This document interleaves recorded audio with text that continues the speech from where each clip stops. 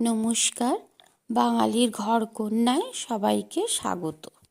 আজকে আমি বানাবো একদম নিরামিষ একটা রান্না, সোয়াবিনের মুইঠা।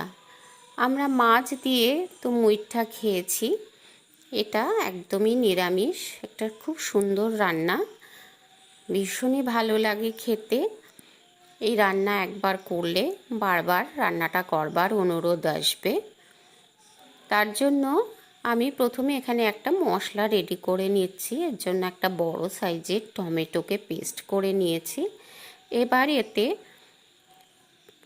পরিমাণ মতন আমি শুকনো লঙ্কার গুঁড়ো দিয়ে দিলাম, আর বড় 1 চামচ ধনে গুঁড়ো আর ছোট 1 চামচ জিরে গুঁড়ো দিয়ে ভালো করে সব কিছু মিশিয়ে নিচ্ছি।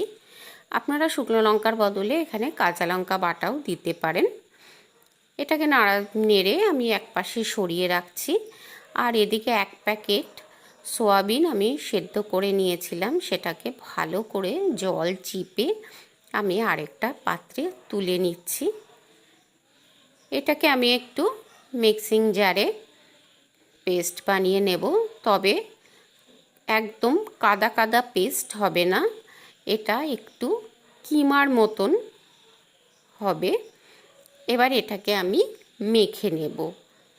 তার জন্য প্রথমে আমি 2 চামচ দিয়ে দিয়েছি বেসন, আর দিয়ে দিলাম পরিমাণ মতো নুন, একটুখানি চিনি দিয়েছি, আপনারা চাইলে এটা স্কিপ করতে পারেন।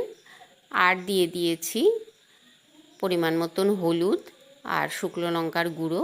এক্ষেত্রেও আপনারা কাঁচা লঙ্কা বাটা দিতে পারেন। এর মধ্যে কিন্তু কোনো জল দেব না, এইভাবেই এটাকে ভালো করে মেখে নেব। যখন এরকম দলা পাকানো যাবে, মুঠো করা যাবে, তখন বোঝা যাবে মাখাটা ঠিক আছে। এবার আমি মুইঠার আকারে এগুলোকে গড়ে নিচ্ছি একটা একটা করে।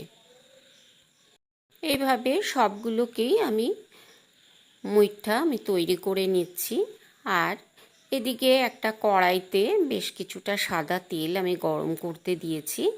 প্রথমে আমি একটা মুইঠা তেলে ছেড়ে দেখব, যদি ভেঙে যায় তাহলে আরও একটুখানি বেসন দিয়ে ওটাকে মেখে নিতে হবে। কিন্তু দেখুন এটা ভাঙলো না, তার মানে মাখাটা আমার একদম পারফেক্ট আছে। তাই আমি আরও কয়েকটা মুইঠা দিয়ে দিলাম এবং এগুলো লো টু মিডিয়াম আঁচে 2 পিঠ লালচে করে ভেজে নেব।